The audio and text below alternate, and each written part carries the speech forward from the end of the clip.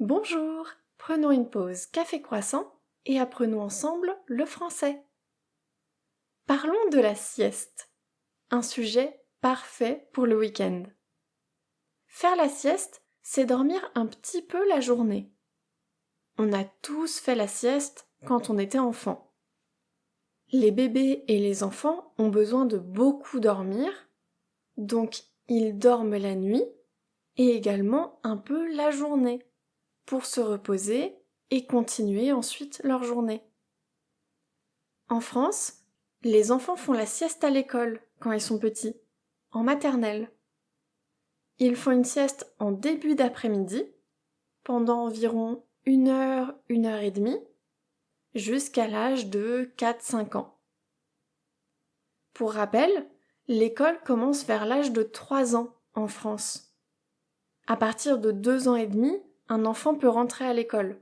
Donc ils sont encore tout petits et ils ont besoin de dormir la journée. Mais les grands alors? Même pour les adultes, une sieste peut être vraiment bénéfique. Ça permet de se reposer, de reprendre des forces. Par exemple, au milieu d'une longue journée, souvent moi j'aurais besoin de faire une petite sieste. Juste 15-20 minutes suffirait à reprendre de l'énergie. Éviter un coup de mou qui dure au final parfois plusieurs heures et qui est encore moins productif. Généralement, en semaine, c'est plus compliqué de faire des siestes puisqu'on est au travail. Mais le week-end, quand j'en ai l'occasion, personnellement, j'adore pouvoir faire une sieste. Ça permet de vraiment se reposer, de faire une pause dans sa journée, soit parce que la journée est chargée en projets personnels, soit parce que c'est une journée de repos, et qu'il n'y a rien de tel qu'une sieste pour prendre un vrai repos. Ça m'arrive de faire de longues siestes, par exemple d'1 heure ou deux. C'est pas ce qui est le plus recommandé, mais dans ces cas-là, c'est que je manque vraiment de sommeil. Donc ça permet de compléter la nuit de sommeil qui n'a pas été complète. Par exemple, quand la semaine a été très chargée, que chaque nuit j'ai manqué un peu de sommeil, dans ce cas, une seule nuit complète de sommeil, celle du vendredi au samedi, elle n'est pas suffisante pour retrouver complètement des forces.